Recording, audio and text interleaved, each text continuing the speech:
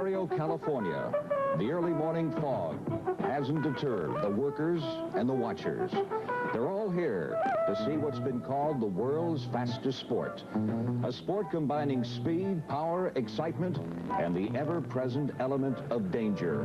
Drag racing.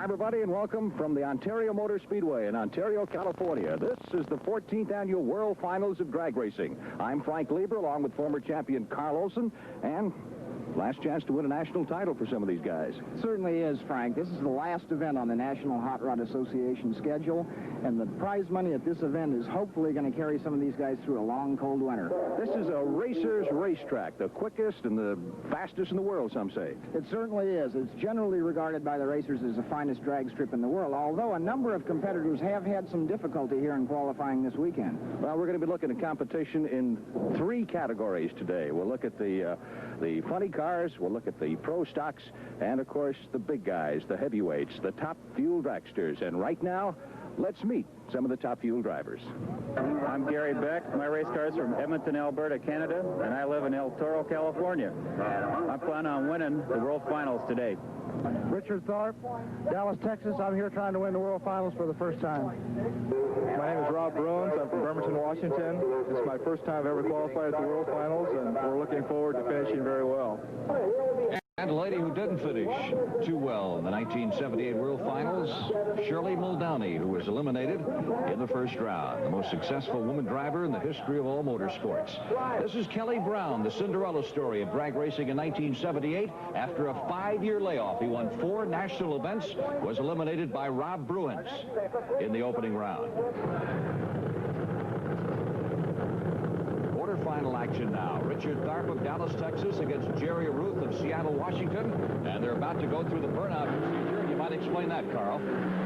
Yeah, they pull into 2 puddles of water back in the bleach box about 20 feet behind the starting line, spin the tires very hard. You can see the car jump up as the tires expand in circumference. And the surface starts to smoke as they superheat it for better traction. Clean all that residue off. There's no reverse gear on these top fuel dragsters, so then they have to push them back to the starting line. That's what they're doing right now.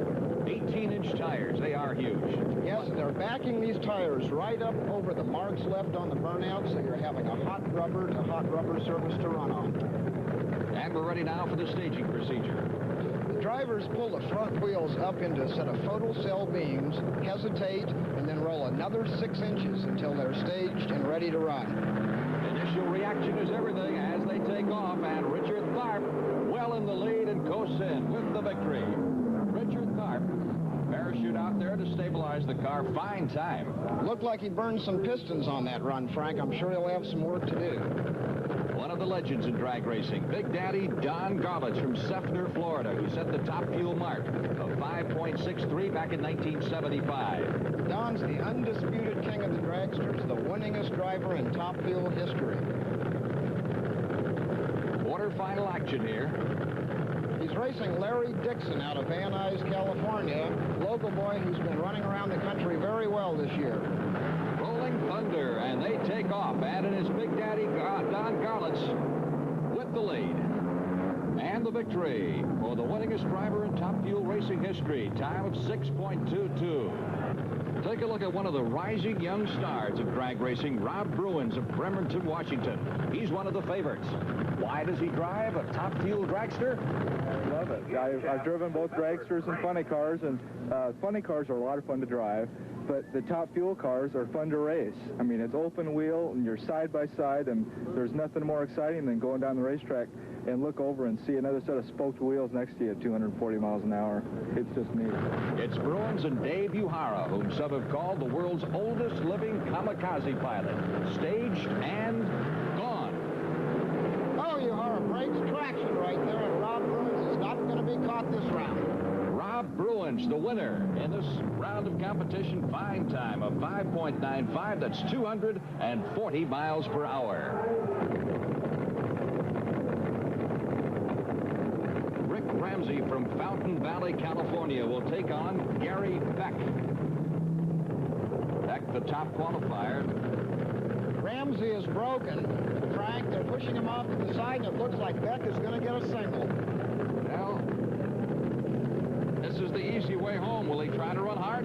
He'll probably be shooting for that lane choice, and he leaves hard. Top time gives you the choice of the lane in the following round, and that is a fine time. Great run by Gary Beck as Ramsey's being pushed away. Here's Carl. 5.81, Gary. Low elapsed time of eliminations. You got a single. It didn't look like you needed it. Well, we want to run lane choice, and we're still working on this engine. We'd like to keep running it down in there. These guys are tough. It's busy time in the pits, Carl. Richard Tharp putting the Candies and Hughes car together for the semifinals. Everything's looking good. Down now to the round of 4. Rob Bruins and Big Daddy Garlits, the young lion and the old lion, for supremacy in the world finals of hot rod racing.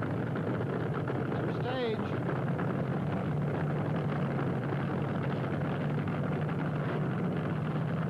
They're ready. They're gone. It is Bruins' turn this time. Rob Bruins defeats Big Daddy Don Garlits in the semifinal round in the time of 6.08 seconds. A big victory for the Washington youngster and a very happy crew. The other semifinal round, Richard Tharp taking on Gary Beck. Tharp from Dallas, Texas. Beck, former Canadian, now lives in El Toro, California. There they go. Oh, and Richard Tharp is way out of shape. Almost got across the center line.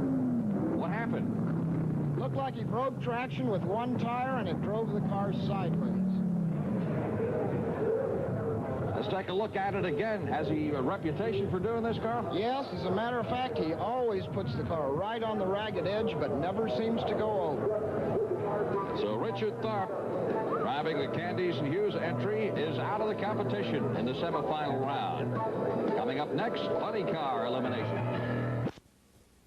Back now to the world of funny cars and one of the classic matchups, the Snake and the Mongoose. Don Prudhomme and Tom McEwen, and they've been dueling forever, Carl. This is the oldest rivalry in drag racing. Every race these guys have is a classic.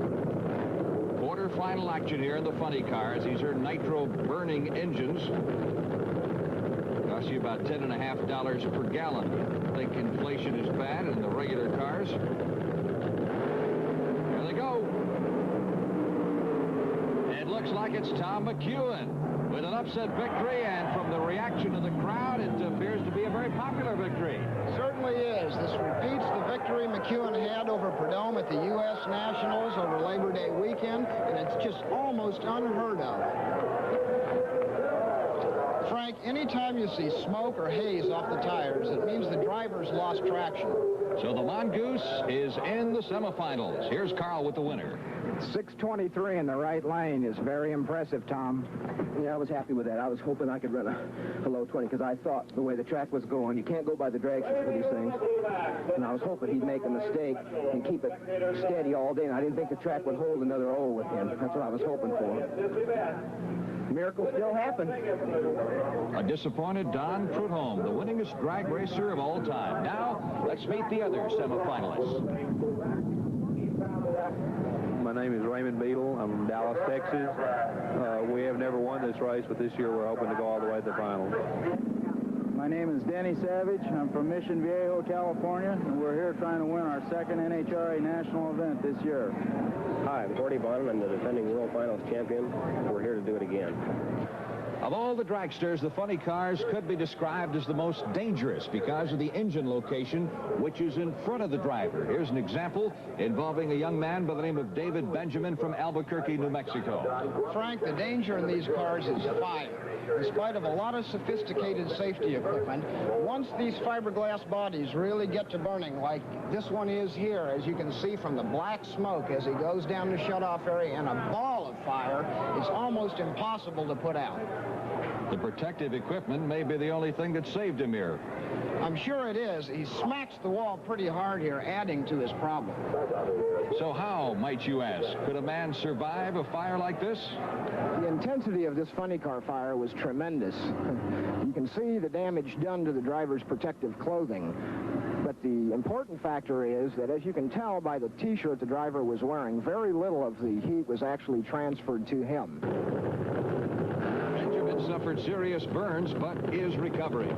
Semifinal action now. Raymond Beadle, the number 4 qualifier, against Denny Savage, the number 6 qualifier, in one semifinal round. Carl talked to Denny about battling Beadle. Yeah, if the car stays stuck and it goes straight down the track, it should run an hole of some kind. Denny, obviously driving a funny car is a dangerous occupation. Every driver runs the risk of injury or even death. Why do you do it? It's an obsession. Those machines just pouring out that horsepower, gulping, inhaling that nitromethane as they move into the staging area. Beadle driving the popular Blue Max. There they go, and it is Raymond Beadle all the way. Beadle with a big victory over Denny Savage in the time of 6.27 seconds. So a happy crew of Raymond Beadles joining him at the finish line. Let's take a look at that again. Frank, Raymond Beadle had lane choice, and surprisingly, at the last minute, he moved over to the right lane. Looks like it paid off as he hooks up for a solid win. Here's Carl with the winner. Raymond, you changed lanes at the last minute. Was that a psych job, or was that something you were looking for right along? No, we decided it's just the way we pulled up. Thank you, Danny. We decided after last, we run good that last time in that right lane, so we was going to try the left, and we decided, well, we run so good, we might as well stick with what we had. More semifinal action now. Gordy Bonnet of Vancouver, Canada, the defending champion in this funny car event against Tom the Mongoose McEwen. McEwen having perhaps his best season ever. Won the U.S. Nationals, second in the Spring Nationals. They're in the staging area, waiting for the green lights. They got it. Oh, tight race. Bonnet out in front. McEwen coming on strong. It is McEwen, the Mongoose, by a whisker. 6.22, just 0.06 of a second separating the two racers. Here you see it again. You see the jump that Bonnet got, but McEwen coming on very strong at the finish. Here's Carl with the Mongoose. Tom, when we talked to you earlier today, you said if you got past Perdomo in the second round, you were going to win the race. You're in the final. How do you feel about it? Feel real good. Everything's going according to plan. I'm just racing a man for man on how I think I have to do without taking a chance on spinning the tires. He got out of me a little bit off the starting line, but I had plenty of power in the middle. I want to make sure it got off the starting line. So I don't know what we turned. 6:22. So we got lane choice against Beadle. That's correct. So the stage is now set for the funny car finals. Beadle against McEwen. We'll be back with that and the other final eliminations in just a moment. To the World Finals of Drag Racing in Ontario, the huge complex just outside of Los Angeles. The first final we're going to see is the pro stock competition. Larry Lombardo against defending champion Bob Glidden. These machines are based on production type American cars, extensively reworked from front to rear. They burn service station gas. Carl? Frank, Larry Lombardo is known as a hole shot artist. He's got a reputation as being the first off the starting line every time. Glidden, one of the most dominant figures in the sport. He's won 19 events since 1973, and in the Ford Fairmont he's racing, he's unbeaten since its debut back in July. Bob Glidden, Larry Lombardo, the pro stock finals. They're in the staging area. And ready. And Lombardo's got himself a hole shot. Glidden will have to come from behind on this one. Pouring on the steam, and it is Glidden, the winner. Bob Glidden wins the pro stock eliminator competition in the time of 8.61 seconds. And as Carl mentioned, Lombardo really gets off the dime with a hole shot here, and Glidden has to come on strong in the stretch to win it by a matter of inches. Our first champion is crowned. And here's Carl with Bob Glidden. Well, Bob, you did it the hard way coming from behind, but there's that number 20 rounds in a row and 7 national event wins. You've tied an all-time NHRA record here today. How do you feel? That's great. We've had such a great year at this point. This is just a cap off of a great year. Funny car finals now. These cars are styled after Detroit's most popular offerings. Tom McEwen, the Mongoose, against Raymond Beadle. Earlier, we talked to the finalists in the pits. Frank, I'm in Tom McEwen's pit where his crew is making preparations for the final round. Tom, you must feel real good. It looks like your prediction of winning might be coming true. Now we're getting ready to run Beadle, which I think will be the toughest race today. He's run a 6:15 and 6:27 that lane. He's excellent on the starting line. And I'm trying to think now what I want to do, if I want to hop it up or leave it alone or whatever. And it's going to be real good. Frank, we're here with Raymond Beadle, the other finalist in the funny car competition, and this little baby's been running just fine for you this weekend. Yeah, we've had a real good weekend. We came in the show, and every time we made a change, well, the cars responded to it. So we just hope we're going to change some pistons here this time and make the engine real fresh and give our best shot for the final. Really spinning fire, Carl. Yes, it's starting to get dark now, and you can see those nitro flames licking out the pipes. Both cars moving into the staging area, waiting the green light. They got it. And something apparently happened to McEwen as Beadle breezes in with the victory. Raymond Beadle, the funny car eliminator champion, and there's his happy crew. Just amazing. Tom McEwen had the choice of lanes. He took the right lane, and he goes up in smoke off the starting line. Beadle's off to a clean win.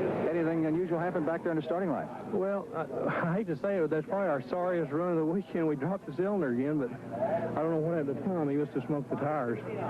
Y'all probably know more than I do. You took off pretty good, though. Yeah, the car left good, but it went out and it dropped the cylinder, and it just never did pick it up. So, like I said, we ran good and we won, so that's all that counts. This has got to be the climax to a great year, which started kind of slow for you. Well, not kind of slow. It's probably the worst year we've ever had. But it is really a good finish. It's the first time we've ever stopped with a win, so we hope we'll start off with a win next year. Congratulations to you. Thank you. Top Fuel Dragster Finals now. Rob Bruins and Gary Beck. This is the ultimate quarter-mile acceleration vehicle. Aluminum power plants, they burn the exotic blends of nitromethane fuel, can develop up to 2,000 horse.